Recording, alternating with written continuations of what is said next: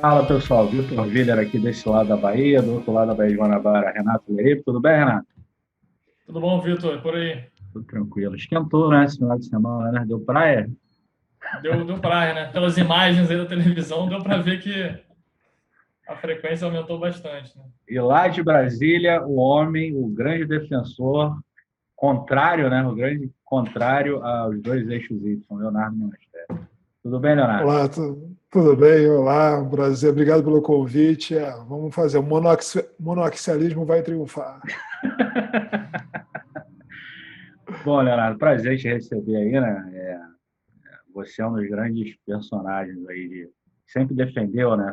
Dar uma olhada legal nos dados, se preocupar com uma análise correta dos dados e não tirar conclusões com base em narrativas, né? Que é o que está cheio de gente fazendo isso no Brasil aí. E aí o bate-papo aqui é justamente sobre isso, né? Sobre tornar a análise de dados interativa, não só em economia, mas na maioria das profissões. Medicina, psicologia, sociologia, etc.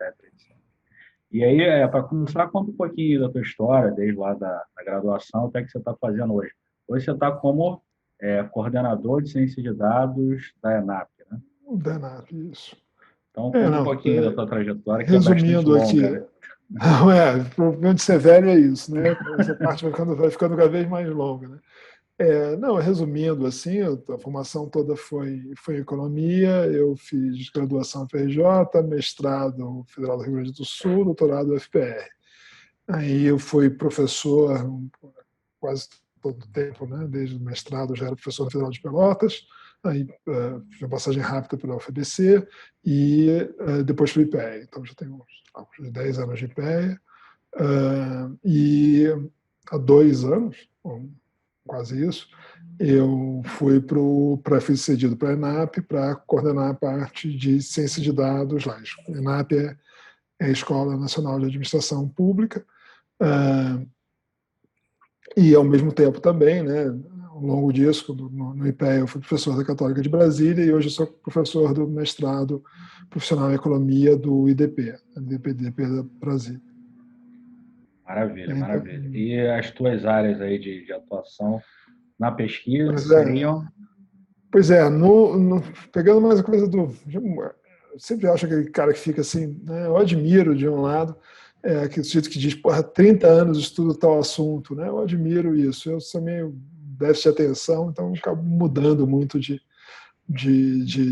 temas, assim, né? Mas desde antes do IPEA já, a importância de ficar analisando dados, fazer muita coisa de história, me interessava por coisa de história econômica quantitativa, né? Criometria, né? Gerar séries, gerar bases de dados legais. No IPEA eu fiquei trabalhando mais na parte, lá eu fui coordenador de desenvolvimento federativo, que trabalhava com dados fiscais de municípios, e depois coordenador de avaliação de políticas públicas, né? Que aí também era bastante, né, ligado à análise de dados, uma equipe muito boa, mais voltado para análise regional também. Já na ENAP, a equipe que eu trabalho, a gente trabalha fazendo já propaganda, com uma equipe que está por trás do site da ENAP chamado Infogov, que são basicamente bases públicas, né, bases governamentais, desculpa, e a gente gera análises em cima disso e outras coisas que a gente está fazendo agora que eu acho até mais interessante. E aí já mais uma pegada, não tem nada de história econômica, nem de regional, tanto assim, né? Mas é uma pegada mais de ciência de dados mesmo,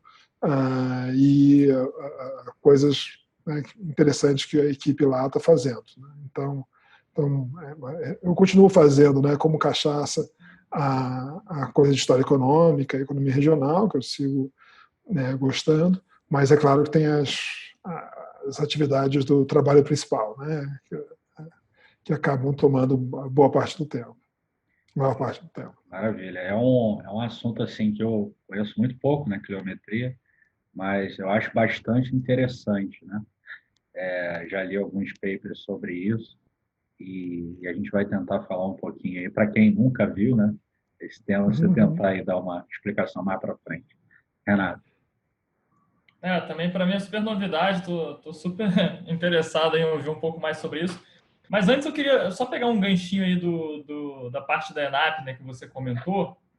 Acho que a gente deve falar um pouco mais sobre isso ao longo aí da conversa, mas já tentando adiantar um pouco, né? É porque eu trabalhei em Brasília durante um tempo, eu trabalhei na Codeplan, e lá a gente ouvia muito falar da ENAP, né?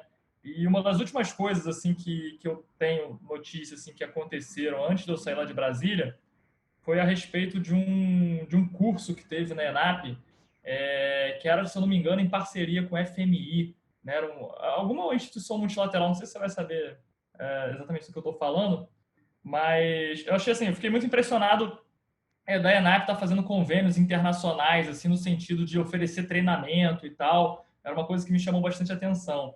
E aí eu queria, de repente, que você falasse um pouquinho mais sobre como é que acontece isso lá na ENAP, né? Como é que vocês fazem esses convênios e como é que isso chega ao público mais amplo, assim, essa parte de treinamento, né?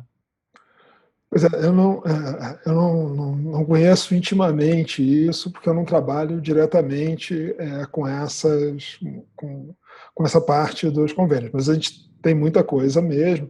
Já fizeram convênios com outros laboratórios, a gente tem, mesmo lá na ciência de dados mesmo, que a gente quer uma área relativamente pequena, né? Lá a gente tem uma estagiária que é aluna de Colômbia, de mestrado em Colômbia, que tem um convênio com Colômbia e ela está fazendo à distância, né, trabalhos em processamento natural de linguagem, né, uma coisa bem de machine learning com a gente. A gente tem um dos projetos que a gente está fazendo, que é uma das coisas mais legais, que é o Reg Data, que é transformar as legislações federais, classificá-las e medir o impacto disso. A gente está tendo apoio do pessoal de George Mason, né? Mas uma orientação da presidência, acho que já é bem tradicional isso, mas a presidência atual, né, o Diogo Costa, tem uma pegada de fazer muitos vínculos com o exterior, né, de colocar a ENAP meio que no circuito de escolas e de think tanks, é uma das ambições, né? O Cláudio Chiquida lá na na coordenação de pesquisa, né, também com essa pegada de internacionalizar. A revista do Serviço Público foi publicada agora de Covid toda em inglês, né? Então tem esse esforço. Tem umas limitações, eu sei que os cursos são voltados para o servidor público federal, né? Agora mesmo tem uma especialização em ciência de dados que vai ter, mas aí é para o servidor público federal. Realmente eu lamento, mas eu não estou por dentro de todas as iniciativas, porque é essa coisa, né? É uma instituição grande, né? No final das contas, um pé da vida. É que nem você pensar numa universidade, né? Assim, tem coisa acontecendo na tua universidade que você não sabe, né? Então, essas instituições acabam sendo assim. Às vezes você está rolando muita coisa interessante e você sabe só quando o resto da população sabe também. Maravilha, maravilha. Essa especialização, por acaso, eu fiquei sabendo pelo meu irmão, que ele é da Receita, né? Uhum. E tem um grupo lá da Receita que vai fazer isso aí, ou já fez, eu não sei em qual turma que está, né? Mas, assim, eu acho louvável também que isso aí seja incentivado no setor público, a gente vai falar mais para frente sobre isso. Bom, você tem aí uma trajetória bastante grande de defensor da análise de dados séria e, obviamente, também é usuário aí de linguagens, né, de programação voltadas para análise de dados como o R, o Python. Eu sei que você está começando aí no Python há alguns anos e também reclamou aí, como eu, dessa migração ou dessa complementação, né? Bom, como é que você vê aí primeiro, né, análise de dados, fazer análise de dados no Brasil, como que é isso para você ao longo de toda a tua carreira e, obviamente, o uso aí dessas linguagens? Bom, vamos lá. Essa geração, assim, né? Eu tenho 50 anos, formei em 92. E aí era um curso de economia daquela época, a gente via muito pouco qualquer coisa de análise de dados, né? Assim, uma parte era preço importa, né? Então, computadores eram caros, né? Dados não eram abundantes, você não tinha isso. Eu já, por uma dessas sortes da vida, eu até lidava com o computador desde cedo. Meu pai era boliviano, né? e na época de lei de informática, ele conseguia comprar, e a Bolívia era aberta. Então, quando a gente ia para a Bolívia, ele conseguia comprar computador bem mais barato que no Brasil. Que era proibido, né? Era uma das maluquices que a gente tinha, né? Para você importar um computador, você tinha que demonstrar que você não tinha similar nacional. Né? Então, se você tinha uma facilidade dessa, né? Quem tinha alguém contrabandista de estimação, facilitava muito o progresso tecnológico, né? E isso eu tive essa sorte de, né?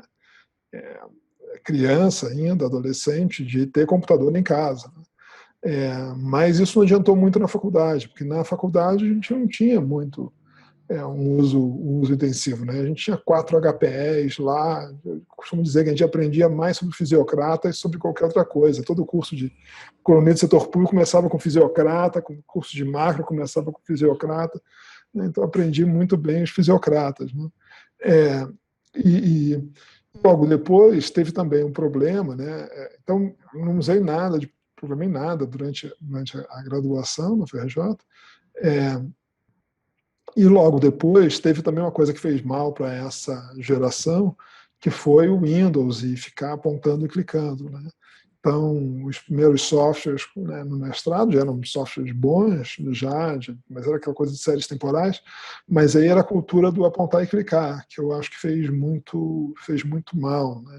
Porque a pesquisa não era reprodutível, né? Essas coisas que a gente sabe hoje, mas que na época parecia uma vantagem, quando você aponta e clicar.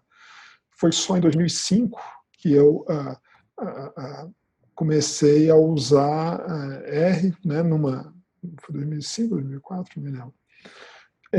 Que eu tinha aquela licença capacitação, eu peguei e fui ficar como visitante na San Diego State University com o Serge Ray, que é um craque de análise espacial, e o curso dele todo era dado em R. E quando, né, eu comecei a fazer o curso até no Brasil, ainda ele mandou material antes de eu chegar lá, e aí era difícil, né? Era RBase mesmo, né? Não tinha nenhuma desses pacotes, não tinha Stack Overflow para a gente tirar dúvida, né? As coisas eram mais barra pesada. Mas lá era um grupo muito cooperativo, né? Foi o pessoal que fez o Geoda, fez esses softwares e hoje as bibliotecas de análise de dados em Python, né? Essa mesma turma. E eles programavam em Python, e até me lembro que na época, né, teve um dos meninos lá que trabalhava, né, dos ótimos programadores lá, disse: poxa, você não aprende Python? Eu disse: não, vou ficar no R mesmo. Acabou sendo fico meio dividido nisso. E a partir daí passei a usar R, fazendo, né, essas transições de cada vez, quando mais velho vai ficando, cada vez fica mais difícil, né? Você aprender um pacote novo, né? E começar a pensar de forma diferente. Então, começar a usar data table quando as bases cresceram, né? Começar a usar tidyverse, né? Então, foi mais ou menos essa a trajetória. E aí, na ENAP, o grupo que eu trabalho, a gente tem um grupo excelente, mas a gente tem um convênio com a UNB, com o Laboratório Latitude, e é formado, o grosso disso é a garotada de Python mesmo, de cientista da computação. Estatísticos e cientista da computação. Eles usam as duas, né? Eles sabem, eles programam em várias linguagens, mas até eu comecei a estudar Python para poder dialogar com a equipe mesmo. Muita coisa já estava feito mesmo em Python, e eu ainda não sou fluente, né? Eu ainda vou para o R para fazer a maior parte das minhas coisas, mas às vezes eu tento fazer as coisas assim em Python, mas isso é meio puxado para a equipe, para eu não puxado pela garotada que eu digo, né? Isso, menos de 30 anos, porque eles são muito, muito bons nisso, então eu preciso, né, ter diálogo com a equipe, né? E tô gostando, né? Sofrendo, mas quem está nisso, né, sabe como é, né? Não tem, né, não tem como. Você sofre, mas acaba divertido e aprendendo. Não, maravilha. É uma boa, assim, eu também acabei aprendendo Python justa aqui no mercado, né, para dialogar com equipes de consultoria, de banco, etc., que usam Python no dia a dia, mas para fazer os meus trabalhos aqui eu abro a RStudio e vou embora. É difícil. Mas e o teu ponto, né, do uso de dados na economia, tudo isso, né? Naquela época a gente tinha pouco dado, né? Era difícil, né? Fazer aquelas regressões com 26 observações, achava que estava bom, tudo beleza. Mas é aquilo, né? Claro que avançou, foi um avanço, né? Trabalhar com bases grandes, eu acho que foi um avanço negável. Mas às vezes eu também fico pensando assim, né? Aquela coisa, às vezes tem que voltar para a teoria, né? Às vezes eu acho que só uma coisa que, né, só análise de dados, a boa teoria econômica, né, faz falta, né? Às vezes você vê aquilo, tem essa história, né? Que lá, o trabalho do Delfim, né, de 58, né, o problema do café no Brasil, ele fez um monte de regressão. O cara fez séries temporais numa calculadora numa calculadora elétrica, né, que ele pegou da USP, né? Assim, então, imagina, né, o trabalho que você tinha. Então, aquela coisa, eu acho que a gente, essa geração, assim, a gente pegou alguns movimentos disso, né? Teve aquela hora também que todo mundo começou a fazer regressão para tudo quanto é lado, sem pensar. Ficou muito barato fazer regressão. Aqueles dados lá de Giza, lá, que todo mundo fazia sem pensar, porque ficou muito barato. E hoje também, eu acho que às vezes tem um pouco disso, né, de como, já que agora você não precisa pensar antes de fazer a regressão, né, pensar no modelo, pensar, né, no que faz sentido você colocar nas tuas análises. Então, agora você tem que ficar, né, ao mesmo tempo que o custo de fazer uma regressão a mais ficou muito barato, você tem que ser sensato e ver o que vale a pena mesmo fazer, né? Ter o bom senso e guiado pela teoria econômica. Então, eu acho que nesse caminhar assim das duas coisas evoluindo, né? Claro que o blá blá blá de teoria, assim, né, o blá blá blá que a gente, né, foi boa parte da minha formação foi com isso. Não oferece saída, mas por outro lado também o dado sem teoria, a ideia é que não, só análise de dados vai resolver tudo, também se mostra um caminho fracassado, né? Então é um caminho do meio aí que uns vão mais para cá, outros vão para lá, mas eu acho que é meio não é o certo, né? Virtude é o caminho do meio, né? Como disse já alguém lá, que eu não sei quem foi. Léo, você comentou aí que você teve uma experiência lá fora, né, com o uso de R, né, que até então, no seu estudo aqui na Academia Brasileira, você não tinha tido ainda contato com R, né, com programação de forma mais geral. E aí minha pergunta, acho que vai bem nesse sentido, assim, né? Quer dizer, quando você chegou lá fora, assim, você encarou a Academia Americana já com esse uso intensivo aí de programação, era uma coisa que era totalmente vertical lá, era uma coisa mais de pós-graduação ou estava já na graduação também? E como é que você compara isso com a Academia Brasileira, dado que você continua agora como coordenador de uma instituição de ensino e tal? Você consegue enxergar, dá para mensurar o tamanho do gap aí? Você acha que a gente fez o catch-up ou ainda está bem distante do que é praticado lá fora? Puxa vida, eu não... É que lá eu estava na pós-graduação também, né? Eu não lidei com o pessoal da graduação. Na ENAP, na verdade, eu coordeno a parte de ciência de dados, mas não do ensino de ciência de dados na ENAP, né? A parte de pós-graduação deles, tudo mais, é uma coisa separada.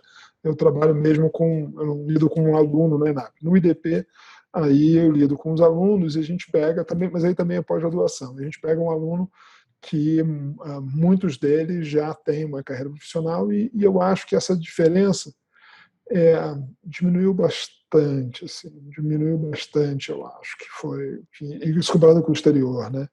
É claro que se você compara, né? Eu tive outras experiências no exterior, a mais recente foi no UCLA, E aí você vê assim, né, que o pessoal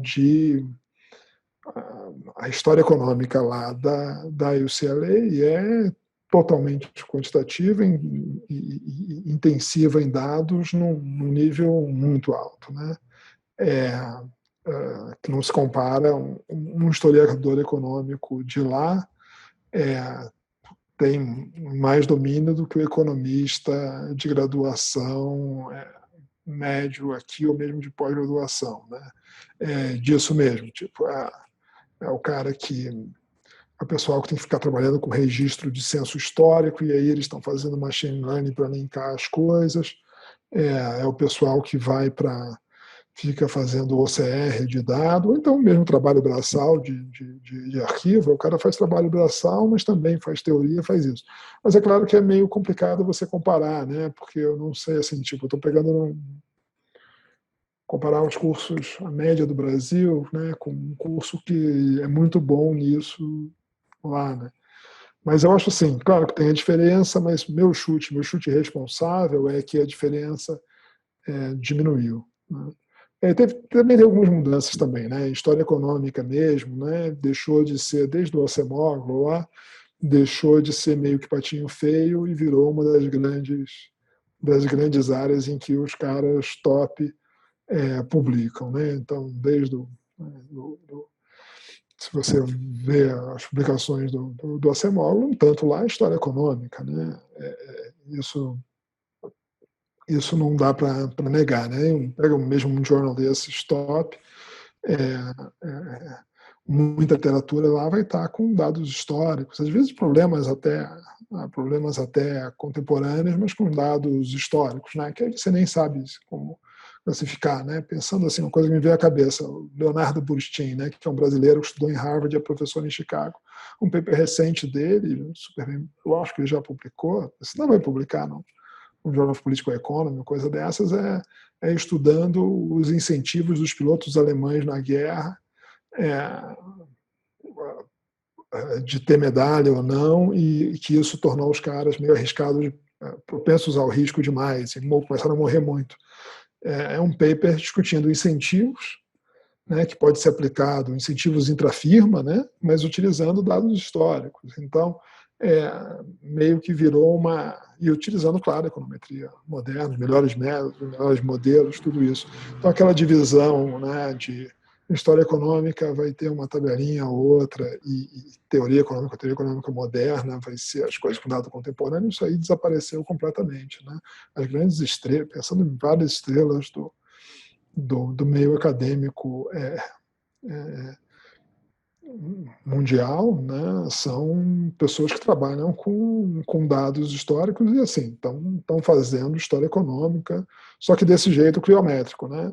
Ou seja, você tem um modelo bem especificado, você tem uma hipótese, você pega os dados e testa a hipótese. A criometria nada mais é que aplicar os métodos bons e velhos métodos da teoria econômica para dados históricos. É só isso. Então, e isso passou a ter, né, faz 20 anos já, uma legitimidade que antes não tinha. Então, isso foi uma boa conquista. Isso obviamente, né, na fronteira, né? Está falando aí de países desenvolvidos, né?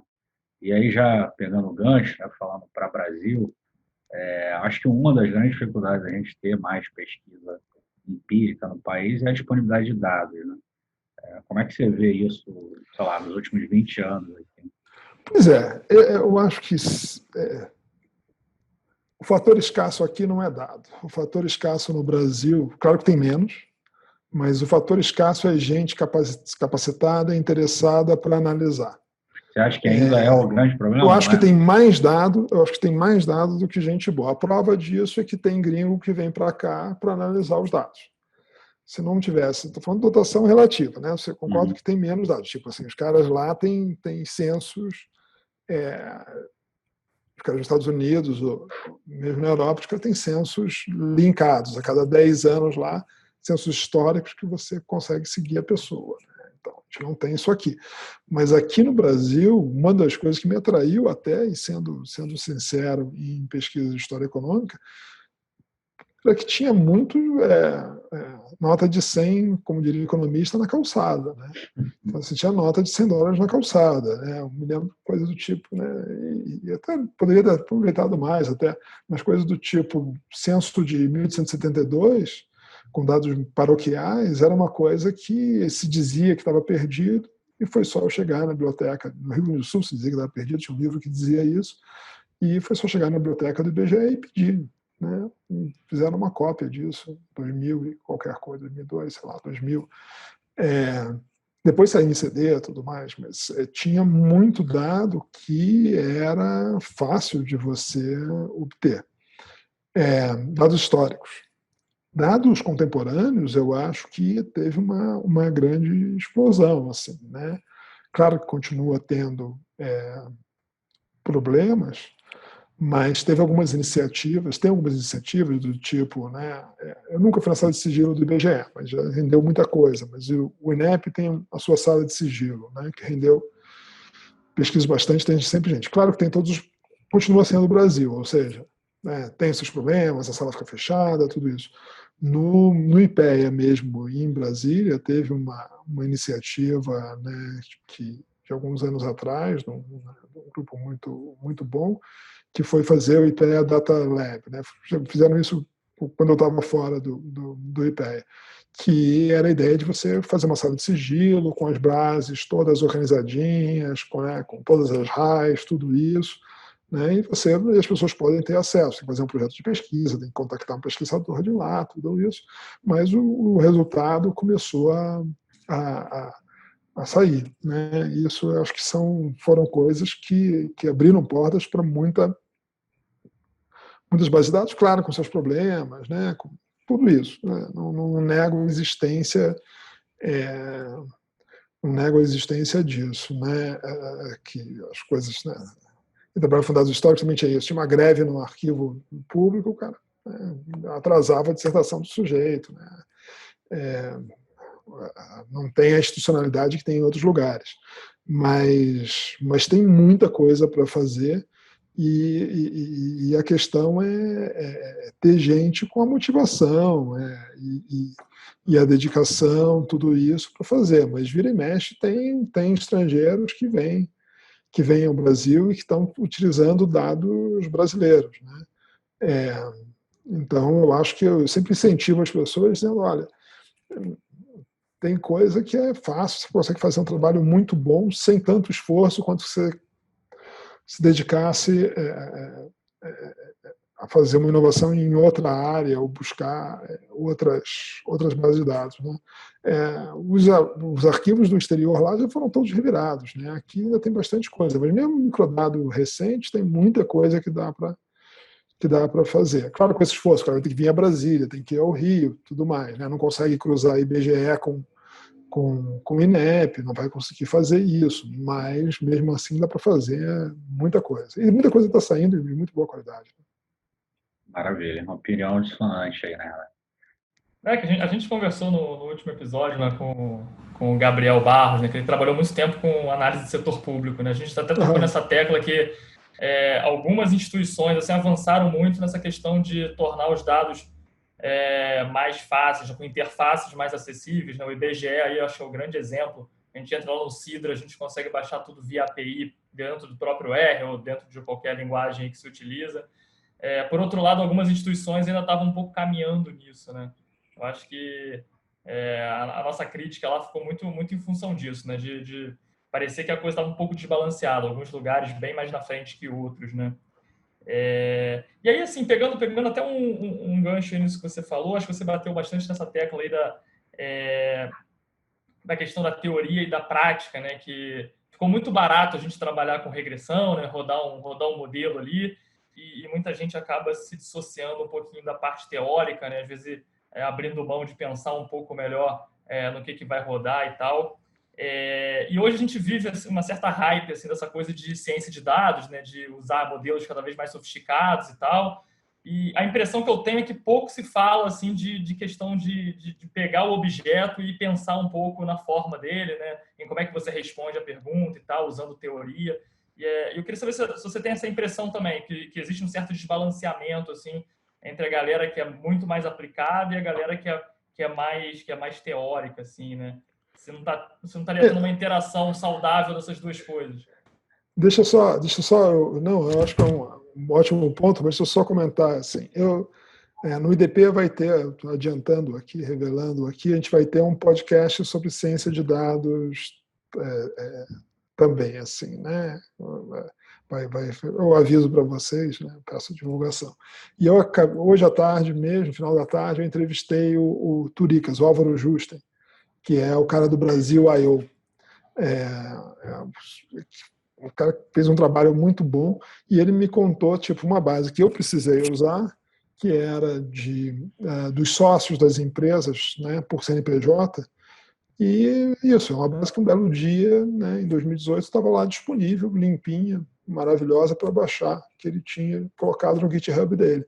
E muitas vezes é isso, é um esforço que ele me contou que foi isso, foi com lei de acesso à informação, insistindo, até a CGU chegar. A CGU chegou e disse: um dia ele recebeu um pendrive pelo correio. E aí ele fez o favor de colocar na internet. Então você tem todas as empresas brasileiras com o nome dos seus sócios.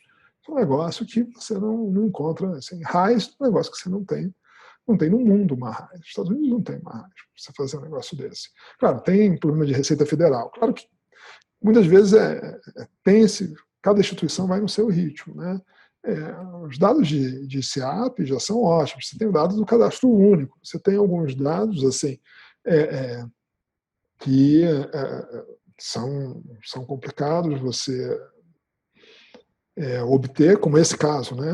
Uma pessoa ficou insistindo até liberar um dado que é muito bom. Vai depender, não tem essa institucionalidade, vai depender muito, como você bem disse, do gestor, tudo mais, às vezes da pessoa, da equipe que tá lá. Claro que tem os problemas de privacidade todos a serem discutidos, as questões éticas que são relevantes, mas eu acho que isso tudo não é empecilho para se fazer pesquisa de boa qualidade. Aí entro na tua questão. Eu acho que pensando estritamente na economia, eu acho que as pessoas têm que lembrar um tanto, né? Tem todas as estratégias de identificação legais, tudo mais, tudo muito bacana, mas lembrar das velhas teorias de preço, né? Assim, lembrar da velha micro, que é importante mesmo. Essa é uma queixa que eu ouvi até nos Estados Unidos mesmo, né? As pessoas dizendo assim: olha, as pessoas estão aprendendo muito, né, microeconometria, né, muito bacana, né, tudo mais, mas estão esquecendo da velha teoria de preços e modelos, né, teoria de comércio internacional, né, os velhos enfoques teóricos seguem valendo, né, e às vezes isso não está tendo tanta importância. Claro, né, isso está certo também. A coisa do hype de ciência de dados, a importância que tem fazer um modelo com tudo, como todo mundo sabe que às vezes uma boa regressão, né, dá conta de tudo. Mas faz parte, né? E aquela história, né? Nem que seja para a gente fazer lá os Randall Forest mais complicados e no final voltar para uma boa e velha regressão linear, já valeu a viagem. O Renato bate muito nessa tecla, né?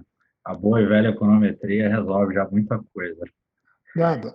Dá conta. Bom, tocando nessa questão aí um pouco mais prática, né? Bom, você falou que ainda falta gente boa aí, né? Para analisar esses dados que, na tua visão, estão mais disponíveis do que estavam há algumas décadas atrás. E como é que você vê? Será que melhorou essa questão de vamos debater com dados, né? Óbvio que tem que ter a teoria e tal, mas você é um dos grandes defensores aí do uso de ferramentas corretas, por exemplo, para visualizar dados, né?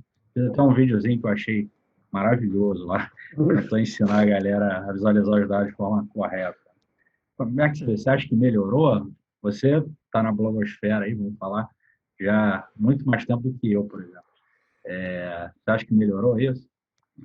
Tem Claro, quando você está no Twitter, aí o Twitter é um zoológico, um circo, né?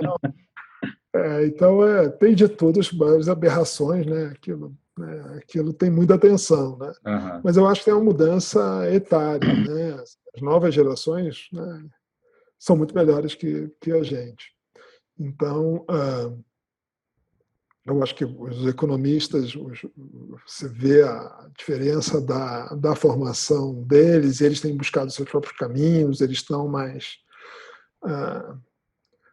abertos, eles não. Eu estou pensando, talvez eu esteja influenciado pelos que têm melhor desempenho, né? Mas você vê uma garotada chegando aí com outra disposição, né? Porque agora eles não estão limitados ao que o curso pode ter, ao que os professores podem oferecer. Né? A gente estava limitado àquilo, né? E eles não, eles podem ver a disciplina do melhor cara, né? Podem ver o vídeo do YouTube lá disso. Então, a tecnologia fez com que os melhores, ao menos, né, não sei o médio, mas os melhores pudessem dar saltos e estarem muito bem. Então, chegam alguns alunos já com uma visão muito boa das coisas, né? Então, nesse sentido, eu acho que melhorou.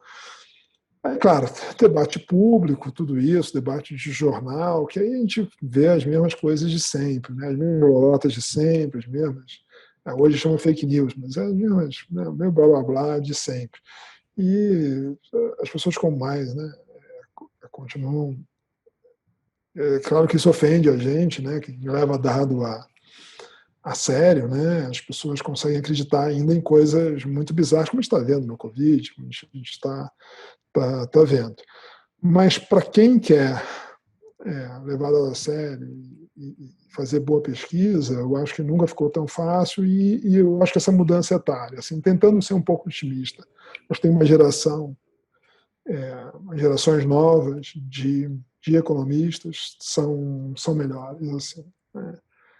Não sei se eu estou muito viesado, me guiando pelos melhores, mas eu acho que tem uma galera nova chegando. Tem aquele efeito Flynn, né, que diz que, né, gerações novas são mais inteligentes. Acho que tem a parte disso, mas a tecnologia trabalhou para incentivá-los, né? Como eu te disse, eu trabalho com essa garotada mais nova, aí eles são muito bons, né? Então, eu acho que talvez essa interação entre, né, serem mais inteligentes mesmo, né, com o cérebro mais fresco, mais pronto para aprender, e a tecnologia faz com que eles consigam fazer coisas bem interessantes. Legal, legal. Foi até um ponto que eu toquei lá com o bate-papo anterior, né, com o Chiquida, a gente chegou a falar um pouquinho disso. Eu vejo muita a demanda reagindo, né? Que ela vê a necessidade, né, de aprender essas novas técnicas, seja para estar no mercado, seja para fazer uma pesquisa de mais qualidade, e aí ela acaba indo para outros caminhos, né? Não necessariamente aprendendo lá na faculdade dela, né? Mas... Isso. Eu acho que é verdade. Tem esse lado da demanda que eu não tinha prestado atenção. É verdade, está certo, né? Eu estou pensando mais porque o custo para ele caiu muito por causa da tecnologia, mas tem um lado de demanda também, é verdade. Bom ponto. Renato. Sem dúvida, a gente tem visto cada vez mais, acho que o Vitor talvez até mais do que eu, porque trabalha diretamente com essa parte de ensino e de dados, né? Cada vez a galera mais cedo, assim, né? Eu de vez em quando eu recebo uns e-mails, assim, de uma galera também no LinkedIn, assim, perguntando muito sobre que caminho seguir nessa trajetória aí de dados e tal. Então, realmente é uma coisa que a gente vê que acho que o mercado de trabalho tem exercido um papel também bem significativo nesse aspecto, né, de estar cobrando, assim, de estar exigindo. Aquela coisa que antigamente era o Excel ser um diferencial, hoje em dia já é uma linguagem de programação, né, já é o domínio de R, de Python, alguma coisa assim, né? Eu acho que isso está dominando bastante, assim. Não, é ótimo que seja assim. É claro também, né? É aquilo, pensando na tecnologia, né? YouTube te permite ver os melhores cursos, mas também te permite ver os piores cursos, né? Então, às vezes você vê as heterodoxias de direita e esquerda serem potencializadas, né? Tem o stalinista e tem o austríaco aloprado, né? Então esse daí que também tem seus nichos, né? Mas é aquilo, mas a realidade ensina para essa turma, né? Quando estão ali na heterodoxia recreativa, tudo bem, né? Mas aí o mercado de trabalho resolve Esse, isso. esse termo é maravilhoso, heterodoxia recreativa. Então, Bom, e aí como é que você vê? Bom, você está aí num lugar privilegiado, né? Tentando colocar data science no setor público. E, primeiro, né, como é que você vê essa interseção entre data science e economia, se potencializa, de fato, a pesquisa, né, em economia? E, obviamente, como que você vê aí esse conjunto de técnicas, vamos chamar assim, que seja data science, dentro do setor público, né? A gente viu agora sei lá, talvez um dos momentos mais difíceis nos últimos 100 anos, né? Em que o setor público precisou dar uma resposta de política pública para ajudar os mais vulneráveis, né? E para isso precisava de base de dados consolidados. Não sei se você chegou a trabalhar com isso aí dentro, né? Mas também uma opinião tua desse esforço. Pensando Fiz várias no perguntas. setor... Não, sim, tem várias coisas. É claro que eu acho que tem a potencialidade é imensa, dá para fazer muita coisa, e o setor público brasileiro, você sabe, né, tradicionalmente ineficiente e cheio de problemas. E isso do ponto de vista do potencial é bom, né, porque dá para ter muito ganho, né? Então,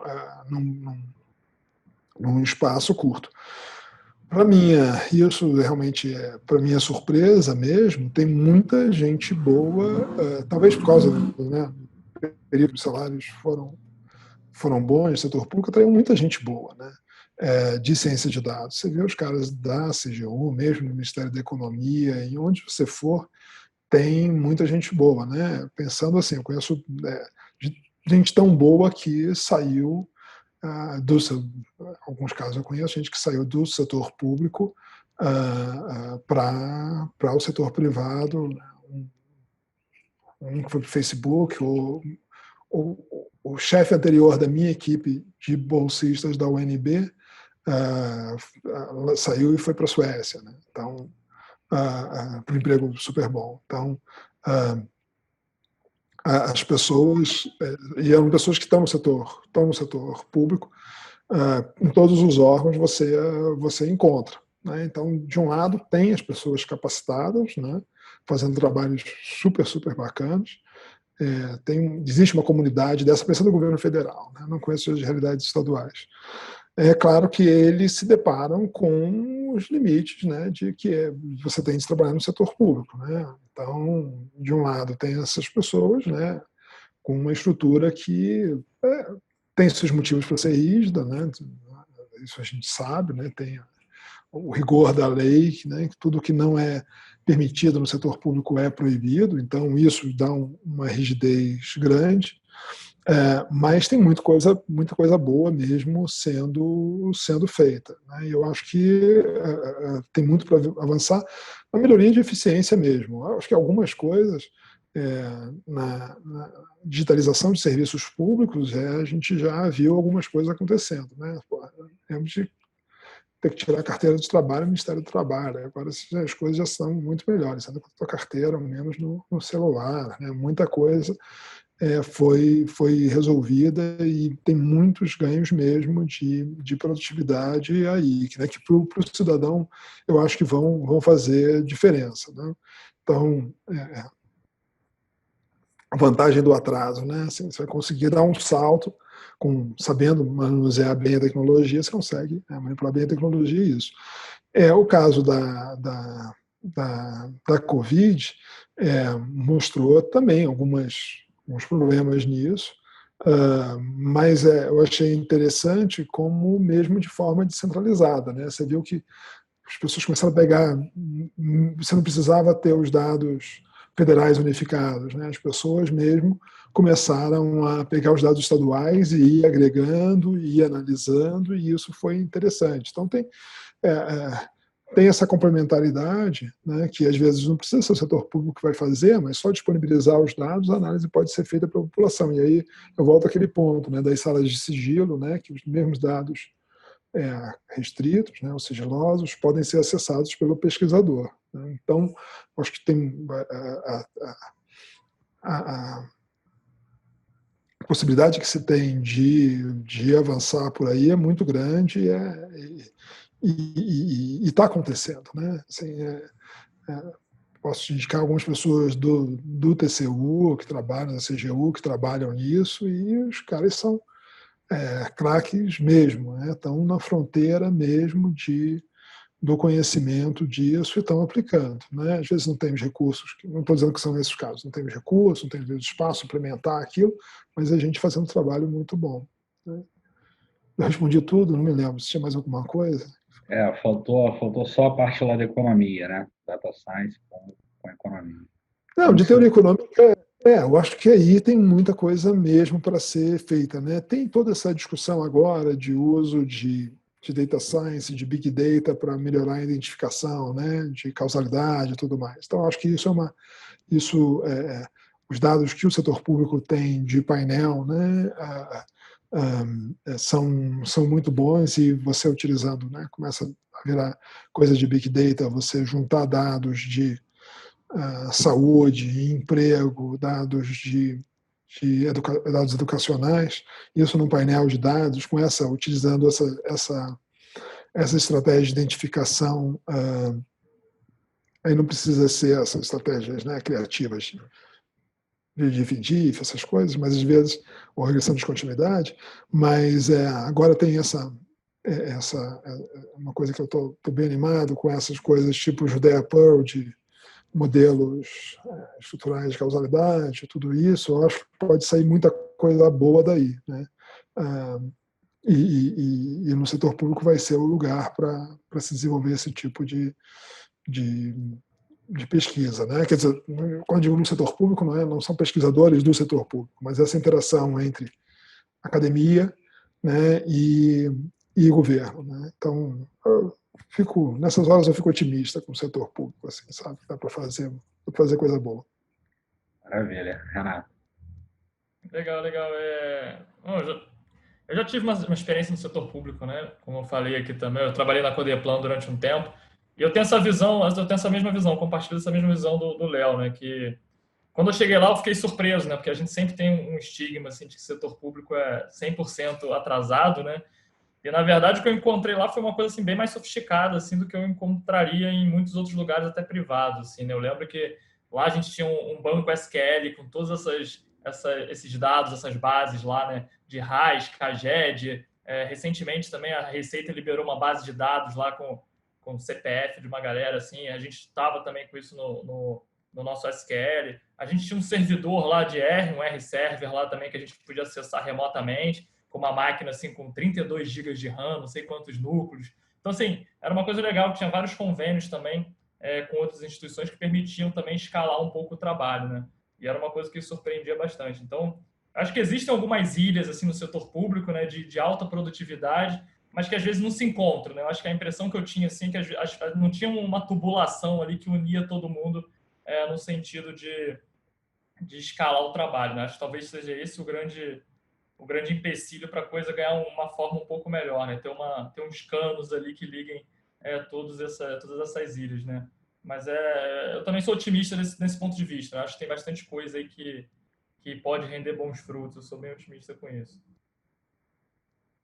Não, a Codeplan faz um trabalho muito bom, né? Tem o site ali deles, muito bom e muito bem feito. Tem muita gente boa trabalhando lá, mas eu concordo, né? Às vezes falta essa integração. Uma coisa que a gente, pré-pandemia, né, no ano passado, a gente tinha feito na ENAP era encontros Infogov, que era a ideia de chamar as pessoas, porque às vezes as pessoas, né, fisicamente, né, as pessoas irem lá apresentarem o paper, apresentarem o trabalho que faziam, e depois o cafezinho ali, bater papo, e muita coisa interessante saiu dali. Então, é verdade, né? Às vezes falta integração. Tem alguns eventos, o pessoal organiza algumas coisas, né? O pessoal do Tesouro organiza, tem um grupinho, né? Mas teve muita sorte, o pessoal da Codeplan é muito bom mesmo. Bom, estamos encaminhando aqui para o final, Leonardo. Uma pergunta que eu faço um dos objetivos desse videocast, que é justamente fomentar análise de dados, né? Seja em pesquisa, seja na hora da pessoa emitir uma opinião, né? Óbvio que tem que ter a teoria, mas sempre tentar utilizar os dados disponíveis, né? O que você diria aí para um estudante de economia que vai começar a economia em 2021, que ele deveria aprender de ferramentas de análise de dados?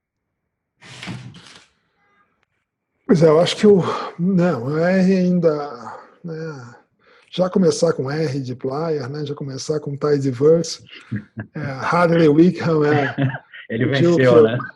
Hadley Wickham não, isso, mudou minha coisa de ser velho, eu olhava para aqueles hipster bebedores de cerveja artesanal e achava assim, e o Hadley Wickham mudou minha opinião, né, assim, eu olho um hipster e já olho com simpatia, né? Sou muito grato a ele, né? Sou muito grato ao que ele fez.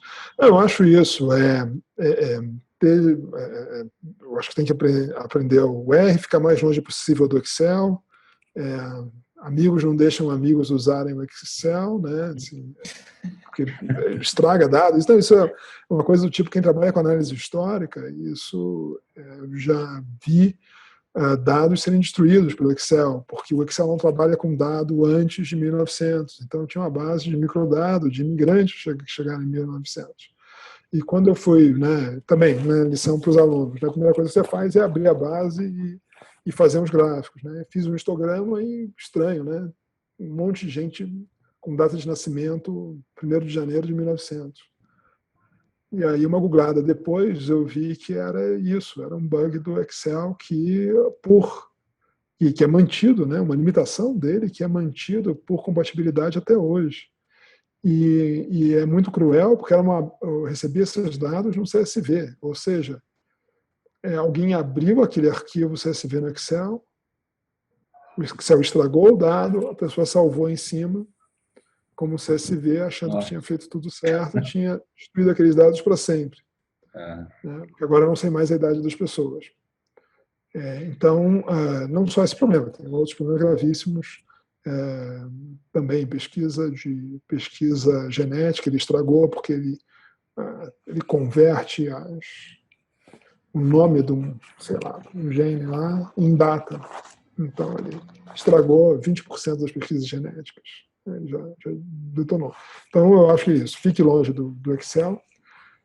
Leia os extremos, né? Leia os austríacos, leia os marxistas, mas não se deixe. É uma doença Você tem que saber, mas é uma doença que é como catapora. Depois você tem que se livrar disso, os anticorpos, e leia, porque é interessante e tudo mais. E leve micro e leve contabilidade social a sério. Eu acho que uma coisa que o pessoal leva a sério, mas uma disciplina que eu acho que tem pouco status e deveria ter mais status na economia é a contabilidade social. É uma disciplina que ninguém quer, não sei como está hoje, mas ninguém queria dar, né? E é uma disciplina que é difícil de ensinar, é ruim de ensinar, é chata de ensinar, mas é uma disciplina muito muito importante, né? Que é importante para quem trabalha com macro, essa é macro, né? Assim, a diferença que faz quem sabe contabilidade social direito e quem não sabe é imensa. Né? Nada adianta você saber lá otimização dinâmica, escambau, e não saber direito como é que é o que é a contabilidade social. Né? Então, eu acho que é uma das disciplinas que é baixo status e deveria ter um status maior. Deveria ser mais levado a sério por todo mundo, por alunos e pelos departamentos também, porque é o tipo da coisa que faz falta. Né? Onde quer que você vá trabalhar, no setor público, setor privado, consultoria, né? onde for, vai fazer falta mesmo. E também, já que é para o aluno, divirta-se também, são bons anos. Né? Eu estudei de menos na graduação, né? Deveria ter estudado mais, mas vale a pena se divertir. Você é jovem, aproveite também, que faz parte. Né? Acho que era isso. Né? seja feliz e saiba que é feliz ali. Tem muita oportunidade para ser feliz na economia. A economia é divertida, no final das contas. Então, eu vou correr o risco aqui de repente, não encerrar o assunto agora, mas só porque o Léo tocou no assunto aí, que eu gosto muito, né, que é essa coisa de R-base e Tidyverse, né? E aí eu sempre pergunto, geralmente para o pessoal que é mais old school, assim, que começou a programar mais cedo, né, no seu caso aí, lá para 2005, como você colocou, eu vejo que esse pessoal geralmente tem uma visão mais purista da linguagem, né? Gosta de uma coisa mais R-base e tal. E aí a minha pergunta é, claramente aí você é um defensor aí desses novos pacotes. Queria que você faça um pouquinho da sua visão sobre isso, assim, o que você acha que... por que você defende tanto isso e por que você acha que é o grande mérito aí desses novos desenvolvimentos? Eu não tenho nenhum grande argumento a favor. Meu argumento eu acredito no progresso lento da sociedade e da humanidade. E como eu não quero ficar para trás, eu sempre acho que as inovações vêm para bem. E que se eu estou repudiando, geralmente o problema é comigo, que estou ficando velho para isso e cheio de mania. Então, eu tento sempre utilizar, mas o problema é que meu código fica uma bagunça, porque quando dá errado, eu regrido para aquilo que eu sei, né? Então, eu gostaria de poder usar tudo no último pacote que tem, mas, infelizmente, né, eu acabo recaindo. Então, eu não tenho nenhum grande argumento, não, porque eu não faço nada que muito preocupado com eficiência. O código é muito mais... Legibilidade, eu te confesso que, para mim, é mais fácil ler um código em RB, a maior parte das vezes, muitas vezes, é mais fácil para mim, né, para minha leitura, é muito melhor o RBase do que até o Tidyverse, né? Mas eu sei que é porque eu acostumei meus olhos com isso. Então, mas é isso, não tem nenhum argumento racional sem ser na fé inquebrantável na melhora contínua e lenta da humanidade e dos softwares. Então, é só isso que eu tenho a oferecer. Não vou voltar lá para as coisas que eu fazia em Basic lá. Né? Não, pelo amor de Deus, né? COBOL não cheguei a aprender, mas, pelo amor de Deus, né? Então, acho que a gente tem que tentar estar atualizado, né? Então, é basicamente isso. A luta contra o tempo, a luta irrecuperável e fracassada contra o tempo e a decrepitude. É um bom argumento, né, para usar. Uma luta em glória, né? Gerardo, muito obrigado aí pelo papo, foi bem legal. Um prazer. Passou rápido, né? Passou rápido, foi muito bom, cara, muito bom. A grande vantagem desses podcasts e vídeos aí é conhecer gente que há tempos a gente gostaria de conhecer, mas não tinha nenhum motivo, né? Assim, imenso, né? Então é bom a gente isso. Foi um prazer conhecê-los, foi um ótimo papo. Maravilha. Um abraço e até o próximo episódio, pessoal. Até o próximo. Valeu, obrigado. Obrigado, até o próximo.